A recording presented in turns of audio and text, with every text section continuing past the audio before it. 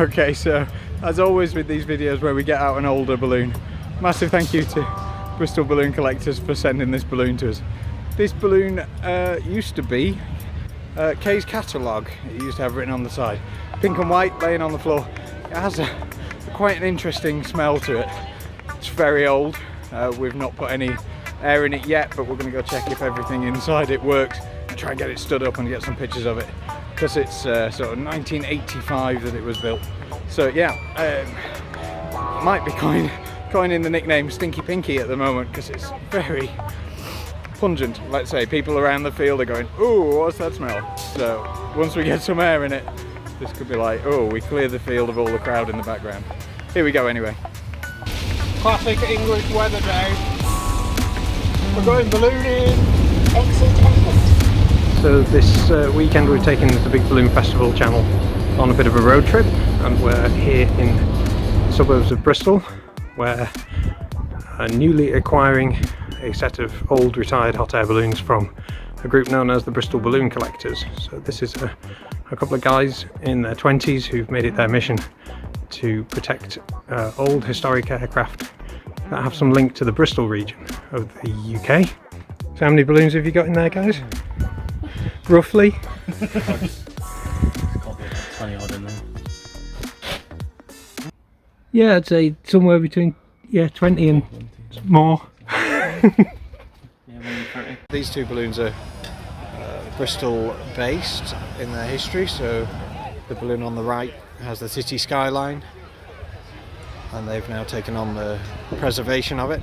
The balloon on the left represents the BBC, the British Broadcasting Corporation, and it used to be featured on TV in between the programmes that were run on the BBC, but of course slightly apt that Bristol Balloon Collectors and the BBC share their initials. So this evening there's all kinds of movements going on. There's just been a delivery of 9 balloons coming in from another collection, and there's a whole load of balloons going out.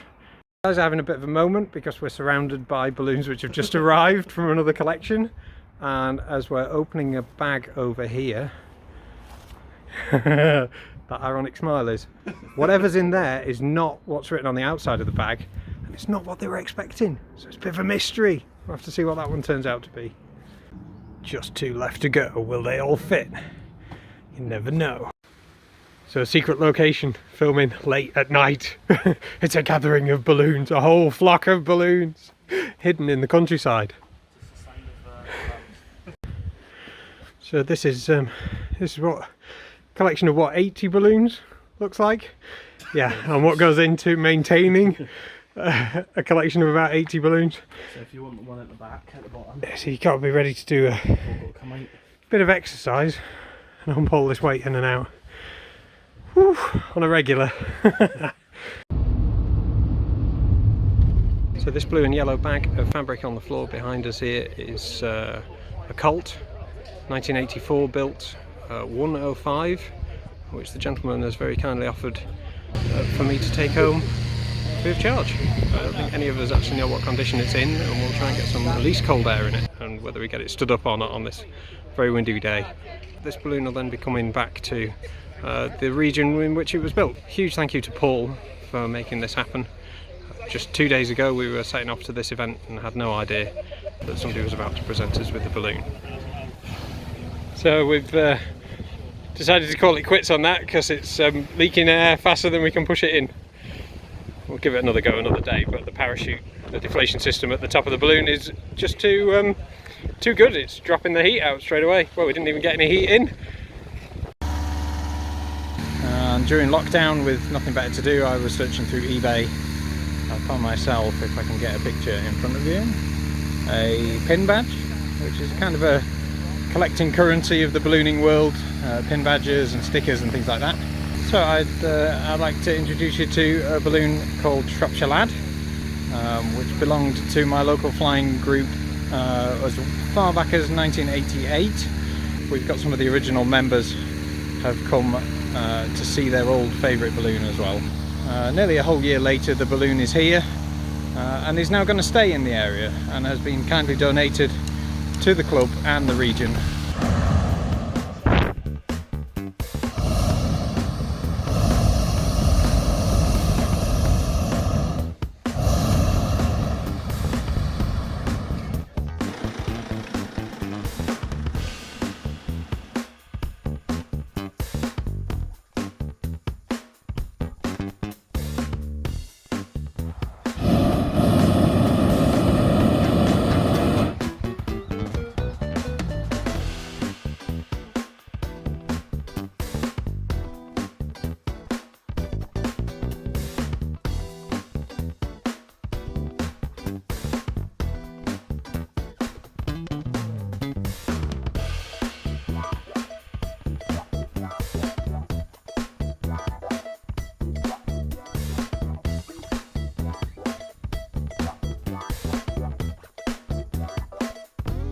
this balloon has come from a balloon museum collection, but it needs work on it. It's a Colt, Thunder Colt 77. It's lived its life out in Bristol doing commercial work, but I understand then it returned back to Oswestry as a testbed aircraft.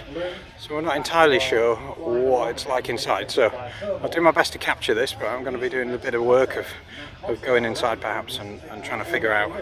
It might be a bit of a tangled mess. Alright, well that was pretty chaotic, but we got some information about how it works. The red line there goes from the outside of the parachute in, down 3 panels, round a loop and back, and then it splits into 5 lines that come out to the edge of the parachute. But it's very difficult to know where to tab in, and then today the tabs are not working at all anyway. It's just too tired. I think that's about as far as we can take it. We've pretty much binned it now and just said we can't take it any further, but really interesting offshoot in history. This system is a mechanism that would allow it to sort of arm itself and then be de-armed, primed, ready for flight, and then once you pull the lock, it would drop the thing out very, very quickly, I would imagine. So not to be used in flight, only to be used after landing. And that's what it looks like to be inside the thing, breathing through a mask because it's really hot in there, but also absolutely covered from top to toe in mildew dust. The thing smells really, really strong. So it's a question of, do we keep it for posterity because it has that unique deflation system in it that at the moment I don't think we've got anywhere else in the museum system? Or do we just say this thing's not going to ever work again? We think we can do some adaptations, but it's going to be a work in progress for quite some time, I think, before that's ready to go up again. And we want a flat, calm day when we try to figure this thing out. And today, as you can see, is not that day. So better luck next time, but quite an intriguing challenge, that one. Don't forget, hit the subscribe button if you want to see more weird and wacky hot air balloon equipment and want to come on adventures with us in the future. See you in the next one.